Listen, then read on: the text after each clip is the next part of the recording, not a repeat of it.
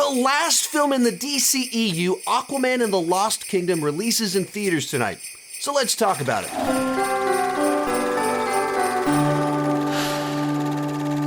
Before we get started, it's really weird to me that the DCEU is coming to an end and without any bravado, without an event film. It's just, all right, we're done now, let's move on. I remember when they first announced a new Superman movie is coming from David Goyer and Christopher Nolan, the guys that you cracked the code on the Dark Knight trilogy. I was so excited. When Man of Steel came out, I was a youth pastor at the time, and the day that it opened, I was on a trip. And so I came up with the idea, I'll take all the seniors on a senior sneak to go see Man of Steel at a midnight showing. So I literally took all the recent graduates to go to the movies during the middle of a very stressful, tiring trip, just because I was so excited to see this movie. And in fact, that movie came out just a couple weeks after we found out that we were pregnant with my middle child, Chloe, who actually will share her thoughts on Aquaman 2 later on in this video. That's how long ago the DCEU started, how long it's kind of with me, and how much life has kind of happened since this started. Batman v Superman came out right before I started this channel. Suicide Squad came out just a few weeks after I posted my first review under Sean Chandler Talks About, and now it's over. And with a whimper. That's not a statement about the quality of the movie, but there's no red carpet premiere. This movie wasn't written to close out the DCEU. It's just like, all right, we're done. No bookend. We're just stopping with this continuity. And I just wanted to pause and talk about that because these movies have kind of been a big part of this important phase of my life.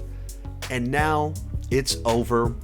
One more movie to review before we move on to see what James Gunn is up to.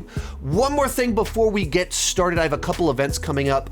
A couple weeks from now, I'm going to be in LA, actually January 3rd to the 9th for a pair of award shows. I don't currently have a meetup planned, but I am looking into it. So if you're in the LA or Bakersfield area, there's some stuff I'm hoping to be able to do, but I haven't been able to lock any plans in, so just be on the lookout for that if that's something you might be interested in attending.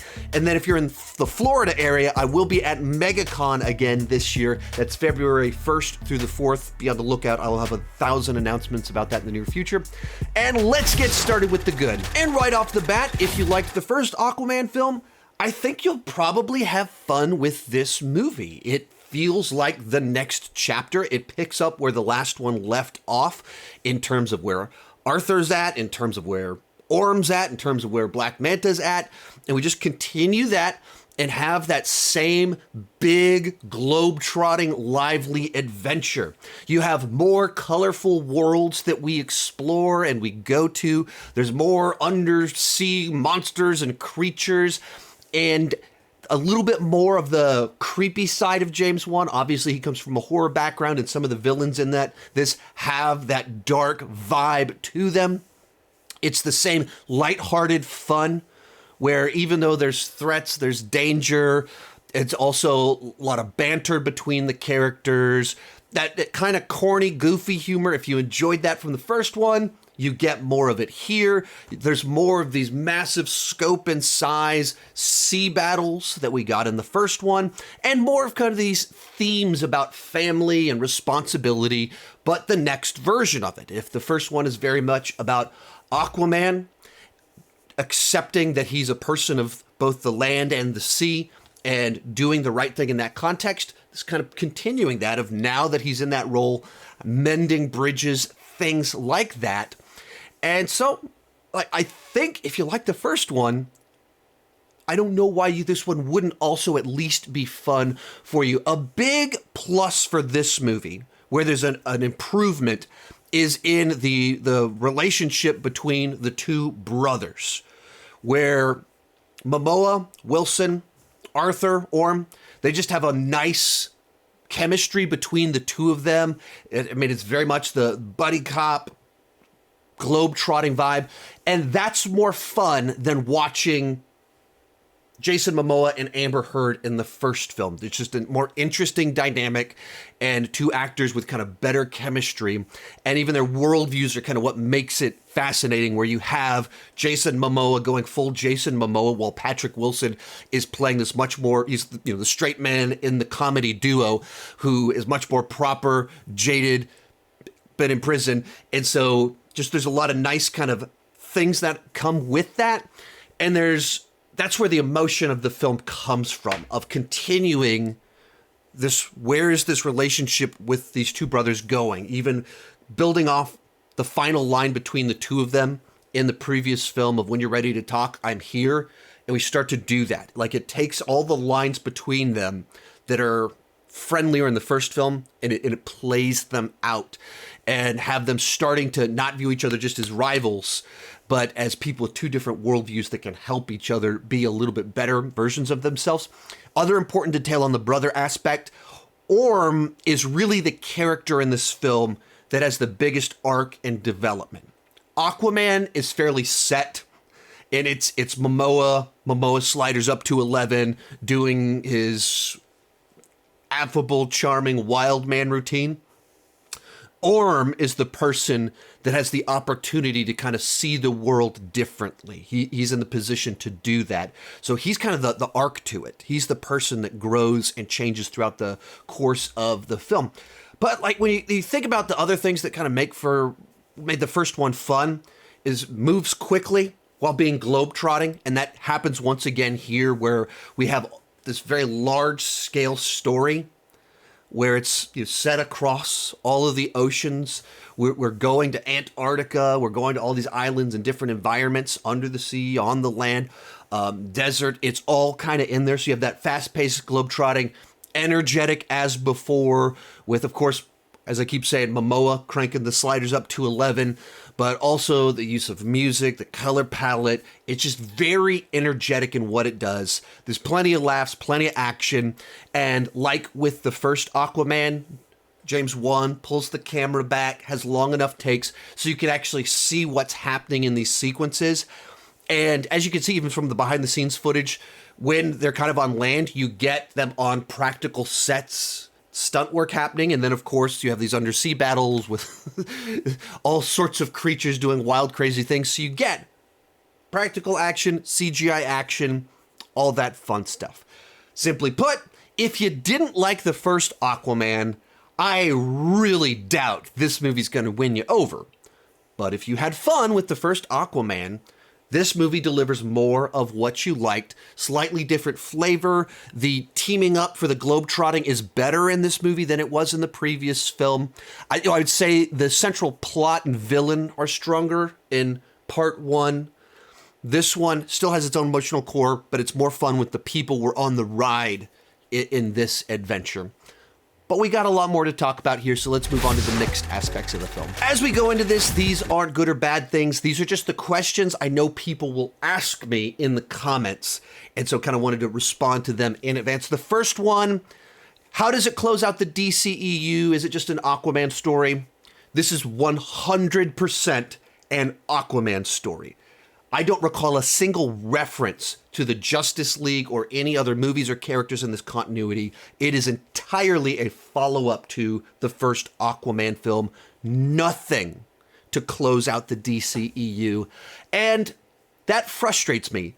I don't hold it against this movie, but it really bothers me that Warner Brothers is ending this continuity that's been in our lives for 10 years without doing a single thing to bookend it, to close it out, to say goodbye. I don't know, that it's just so frustrating the way that they've handled this reboot that they're doing. Second question, how much is Amber Heard in the movie? Not very much.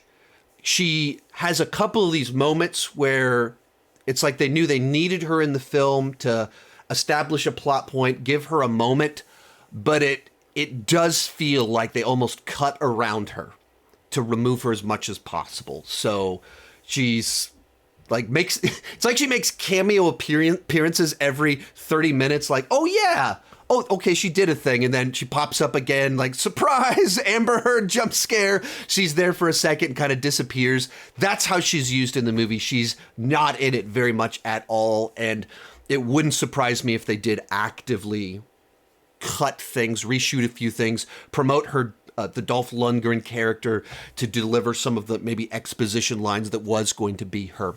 Third one, I did see it in 3D, so how is the 3D? I've said it many times before, I'm not really a fan of 3D. I don't choose to go see 3D movies. This press screening happened to be in 3D, and in the opening sequence, it was pretty prominent, but not in a helpful way. It was just kind of like distracting as my eyes were adjusting to the 3D.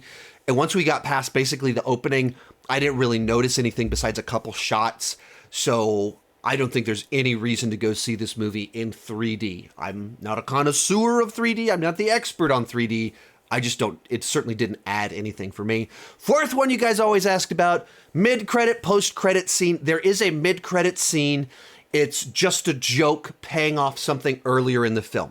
It got a laugh out of me. I thought it was funny. Other people just think that it's a stupid joke, but it is just a stupid joke. Whether it makes you laugh or not, that's all subjective. That's all it is, and it's a mid-credit scene. From there, let's move on to the bad. And the big thing here is that this movie is choppy and messy. The villain setup has a lot of moving parts, where Black Manta is picking up where he left off on this quest for revenge, and he's seeking the tools to be able to do that. And then that leads to all of this big, grander thing. And then this over here has its own motivations going on. And then the Randall Park character kind of squeezes in there a little bit. And so we're building out this history about Lost Kingdom and all of these elements. And there's just all of these moving parts and just setting stuff up for about the first 30 minutes. And then we pause after the first big action sequence once the movie's in motion to do this exposition dump where it's just like, okay, now Aquaman, here's the quest for you to go off on. And it just feels like this hard shift of like set up. Go on your quest now. And if you've ever seen the YouTube channel, How It Should Have Ended, essentially what they do is they take movies and they find kind of like the plot hole of like, wait a minute, this only happened because it allowed the film to happen in a fun way, but how it should have ended, here's the obvious thing the characters should have done that would have resolved the problem easier, quicker. And so that's what this How It Should Have Ended channel goes. I could just imagine like watching that. It's watching a movie being like, hey, wait a minute. Why didn't you just do this? You can imagine the How It Should Have Ended will go straight to that scene and be like, here's 10 easier options that'll resolve this. They won't be as fun of a movie. We don't get our quest. We don't get our buddies on their adventure together, but it does resolve things in a much easier fashion. So there's a lot of just kind of clunky storytelling, trying to like mash pieces together with so many different parts to it. Next one, I've really alluded to this all along, but Aquaman seems to get goofier every single movie. I just rewatched Zack Snyder's Justice League over this past week, and the characterization in that movie versus this movie, wildly different. I mean, he's just so goofy. The movie even has to pause and have him make a quip about how he uses humor to deal with stress, basically to cover up for the fact that what he's doing is so goofy and over the top at times. So many one-liners, so much quippiness to it that it's a lot. Other one on here, this kind of ties into the plot, but the message about global warming is so on the nose. Where it's like, the people on the land are going to destroy the earth soon enough anyway. Something's happened with global warming. It's causing the ice caps to melt. Because of what these people have done, this has been just so on the nose and lacking in subtlety without saying anything beyond, hey guys, let's stop polluting. There's nothing beyond that. There's nothing, an action point, an observation, an insight. It's just global warming, bad. Okay, yeah, that's bad. But it's kind of placed throughout the whole movie. It's another one of these things that's just like mashed into the plot where you can tell whether it was Momoa or someone else who's like, we should make this movie about global warming. Despite it being about Black Manta trying to do something and about the Lost Kingdom and what's going on with that, and then we add in this third villain, global warming, into the mix, and it's just too many things, and it requires them to set up a bunch of extra stuff in there to be able to have this explanation for some stuff that's happening, and end with a very, once again, on-the-nose element in the final scene. And building off that point a little bit, when I reviewed the first Aquaman, I pointed out how it felt very similar in a lot of ways to Black Panther, a movie that had come out earlier that year, which the story in the first Aquaman movie is pulled straight from the comics. It's not that I wasn't suggesting Aquaman was copying Black Panther, but unfortunately two movies with certain plot and theme similarities dropped in the same year. But this is 5 years later, and one of the end points of this movie, one of the ideas in here, is once again something very prominent in the first Black Panther movie, and even the note on which these films end on, it's kind of the same note. And so it just feels that kind of derivative nature of like, wait a minute, you're doing even more things to feel like Black Panther? Not particularly wise. I didn't go see it by myself. I was able to take my entire family. Chloe had some thoughts about the film, and hers were more harsh than mine. Chloe, what'd you think about the movie? I didn't really like the movie. It just didn't put all the things together correctly. There's just some things that just didn't make any sense, and I kind of just look into the details of it, and then all those just were apart, and I didn't really like it. Real quick, before I give you my final thoughts, be sure to join me down below in the comment section. Let me know, what did you think about Aquaman 2? And kind of give me your thoughts on the DCEU.